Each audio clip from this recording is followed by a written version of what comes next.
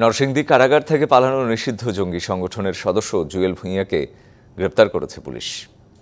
এ নিয়ে কারাগার থেকে পালিয়ে যাওয়া 9 জঙ্গির মধ্যে গ্রেপ্তার হলো 4 জন। সকালে পুলিশ সুপার কার্যালয়ে সংবাদ সম্মেলনে জানানো হয়, জুয়েলকে গাজীপুর থেকে গ্রেপ্তার করা হয়েছে। এর আগে বুধবার নারায়ণগঞ্জ থেকে গ্রেপ্তার হয় মোহাম্মদ ফারুক আহমেদ। আর খাদিজা পারভিন মেঘলা ও ইশরাত জাহান মৌসুমীকে মঙ্গলবার ঢাকা থেকে গ্রেপ্তার করে সিটিটিসি।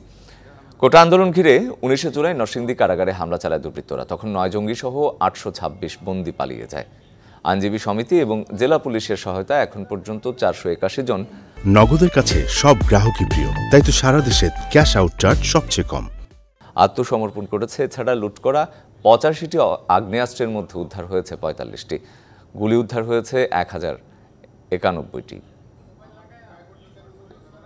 গত রাতে আমরা জেলা পুলিশ, আমাদের 24 ডিবি টিম এবং সদর থানার টিম মিলে আরেকজন জঙ্গি জুয়েল ভূঁইয়াকে আমরা সেই গাজীপুরের কাপাসিয়ার এক প্রত্যন্ত অঞ্চল থেকে আমরা গ্রেপ্তার করেছি।